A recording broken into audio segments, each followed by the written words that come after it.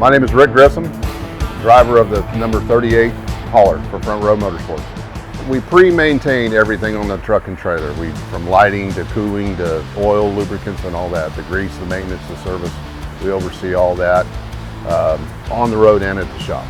I'm Ernest Mullins, hauler driver for 38 for Front Row Motorsports, and jack of all trades, master of none. I've been a truck driver almost 18 years. 39 years old, started driving at 20. Ran my own company, owner-operator.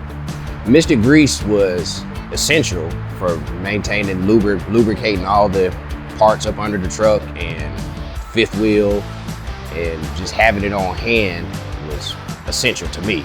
I've been in racing since I was 10 years old. I've been on the parts side, so I've had to order the products for the drivers and the teams and the trucking side of it. Coming from a mechanic's son, lubricity is the main thing of anything you're doing in this industry. From the transporter going down the road to the race car on the track.